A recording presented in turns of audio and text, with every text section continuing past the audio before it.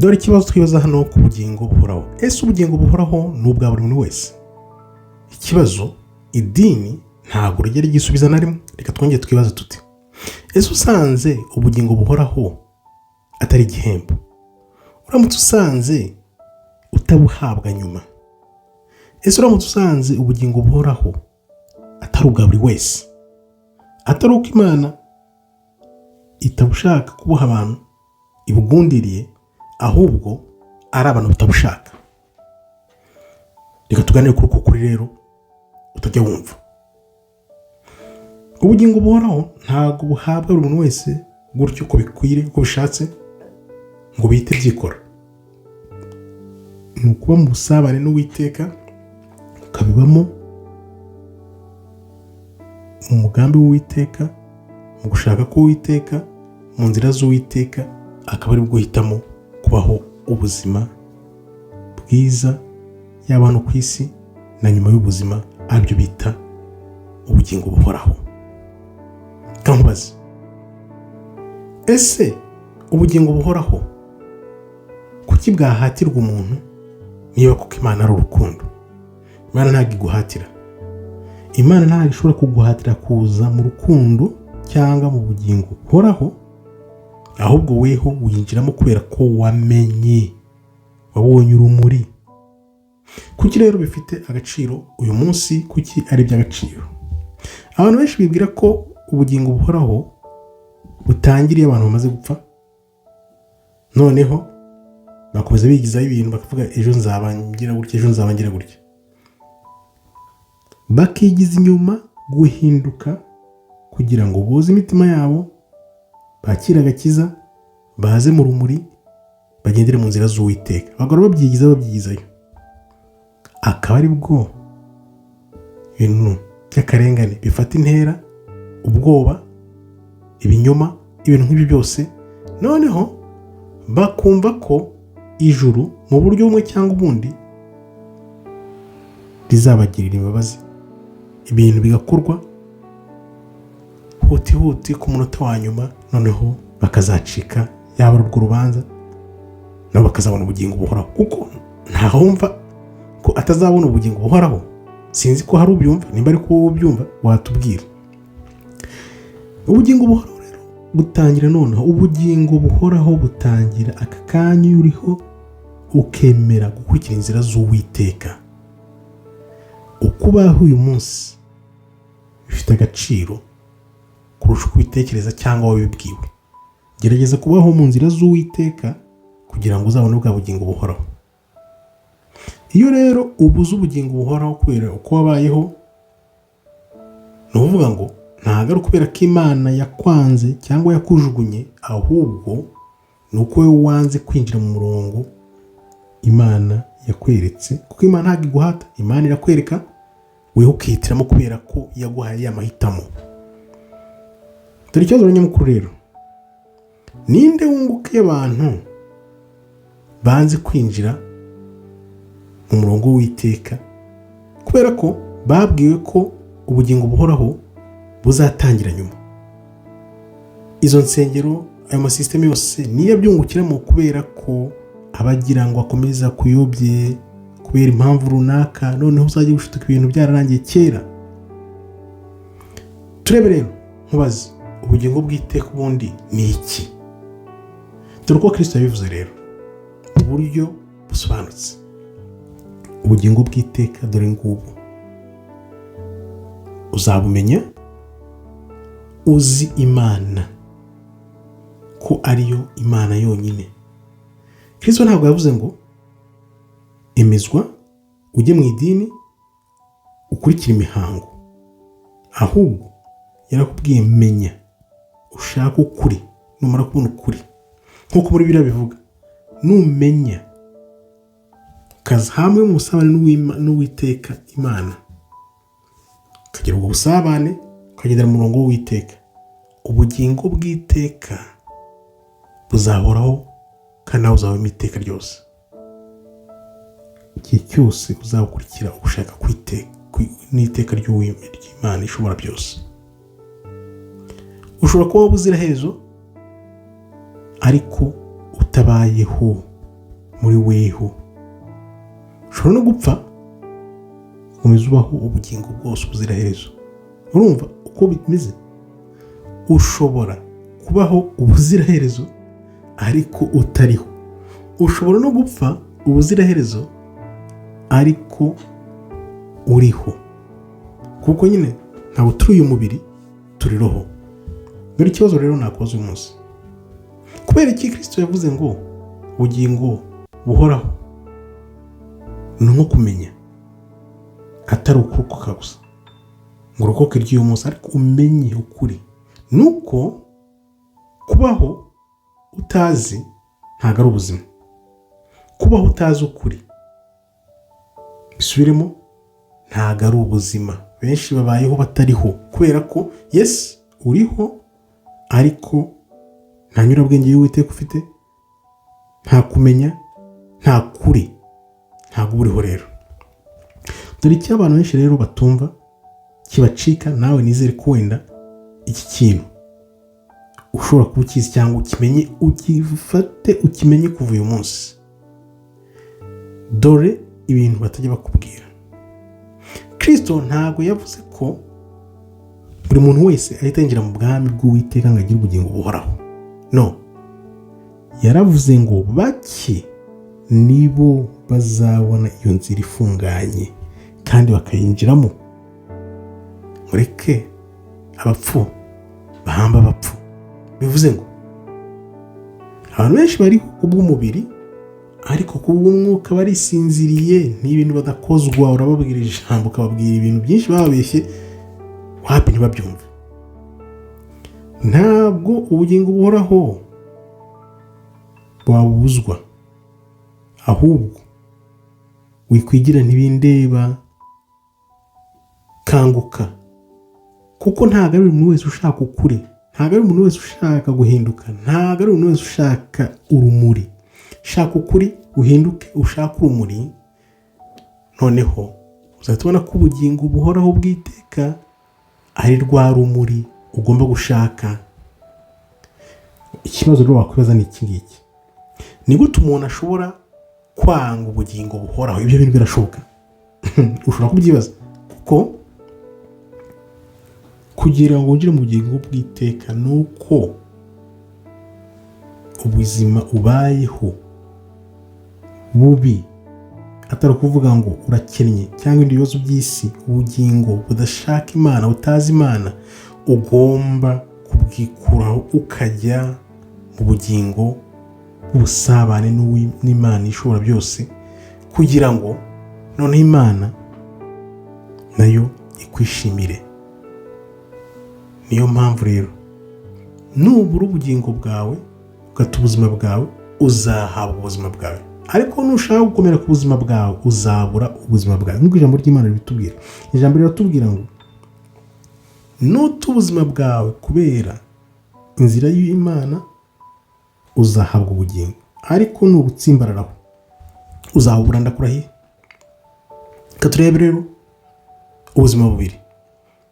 Ijambo ritubwira ubuzima bubiri: kubaho bw'umubiri no kubaho bw'umwuka, nyuma y'ubugingo, nyuma y'ubuzima aribwo bugingo buhoraho tuzabona.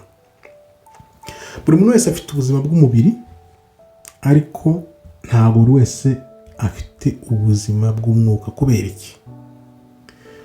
Ubuzima bw'umwuka butangira ubwinjiramo iyo waciye ukubiri n'ubwoba, kubera ko bwa bwoba butaba bukikuyoboye, uba nyine uri mu kuri.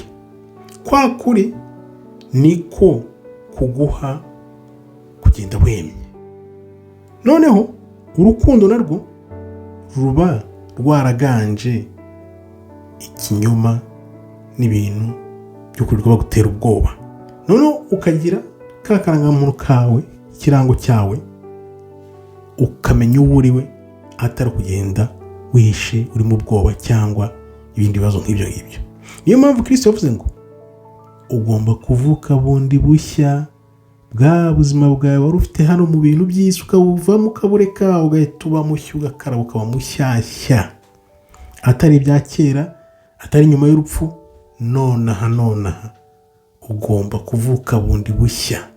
Nkubaze, ni ukubera iki kuvuka bundi bushya, kuvuka bwa kabiri ari ngombwa kugira ngo ubone ubugingo buhoraho? Icyo kibazo ujya ukibaza. Nuko ubugingo buhoraho ntabwo bushobora kubaho mu muntu utarahindutse. Reka mbigusubiremo. Ni ukubera iki kuvuka bwa kabiri, kuvuka bundi bushya ari ingenzi kugira ngo ubone ubugingo buhoraho? Nuko iyo utaravuka bwa kabiri bushya, ntabwo ushobora kuba mu bugingo buhoraho utarahindutse. Ntibishoboka. Niyo mpamvu rero ngiye kwereka uko ubugingo buhoraho butangira. Ubugingo buhoraho ubwinjiramo iyo uhagaritse kubaho mu bwoba, iyo umenya ukuri, iyo uhagaritse kwirirwa wigizayo nzabikora ejo, nzagira gutya ejo, nzagira gutya ejo. Twese yego tugera aho twavuga tuti iyo nzabikora. Ibyo bintu bigahagarara, nibwo utangira kwinjira muri bwa bugingo buhoraho.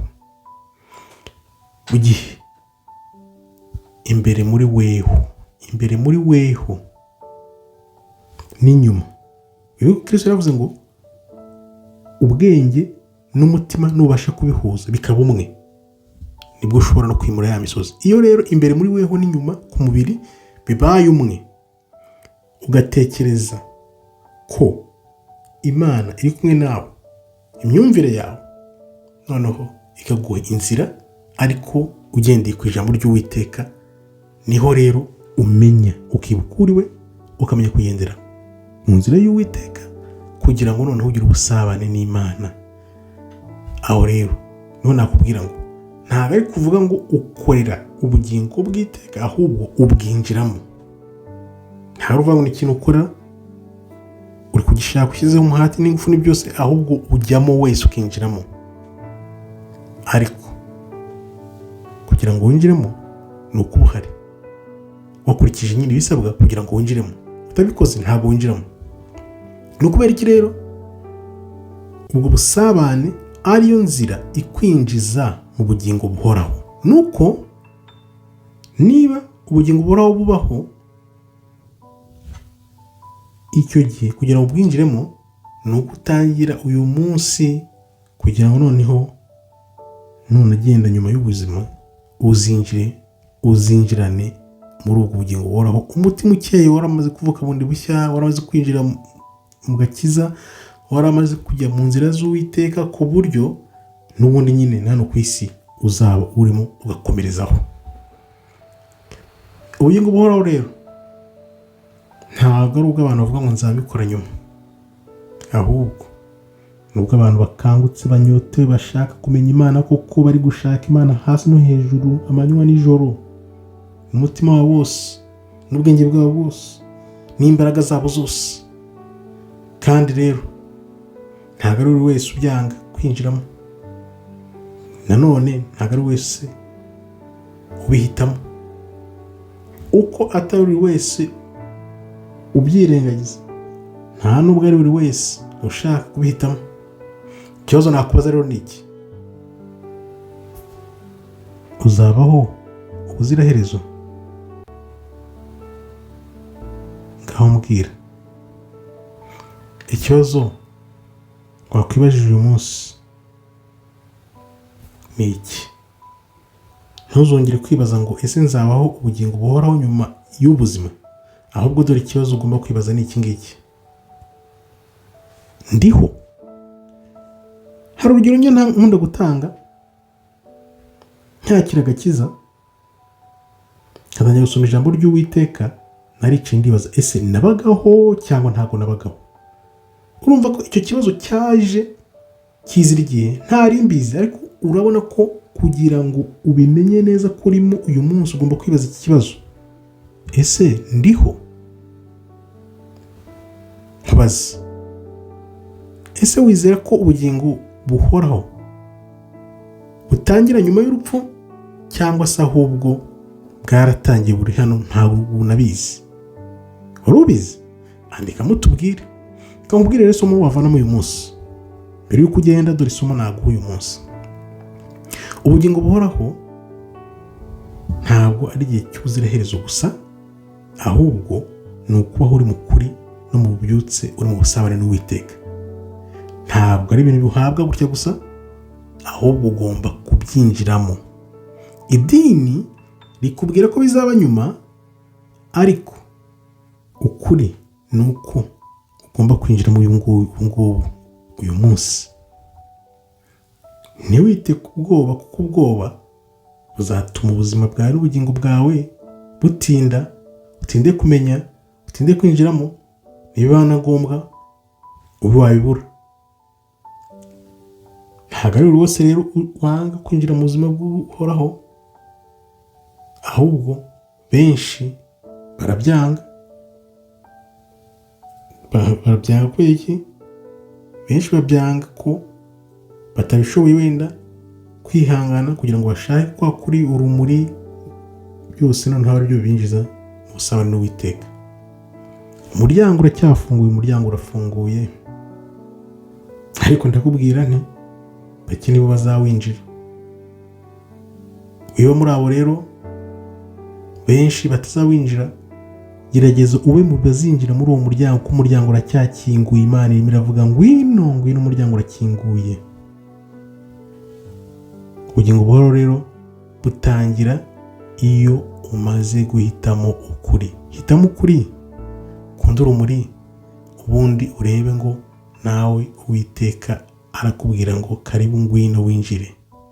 Shake urumuri, ushake ukuri, noneho wiyunge n'Uwiteka, ubone ya nzira ifunganye, uyinjire. Numara kuyinjira, nzi neza ko bizagushimisha, ko nawe uzaba winjiye mu bugingo buhoraho iteka. Kuva icyo gihe, yaba uyu munsi yaba ejo, winjiremo ugumemo, maze nawe uzabona ingororano z'Uwiteka muri ya gahunda ya nyuma y'ubuzima, gahunda y'ubugingo buhoraho. Tuzabana n'Uwiteka. Imana ari Imana yacu hagati yacu, itubera Imana, natwe tuyibera abantu ubuziraherezo. Imiruho yose y'isi ishire, kuko tuzaba turi kumwe n'uduhanzi. Nkambashimiye rero, Imana ikomeze ibarinde. Shalom shalom, toda haba tov meyod.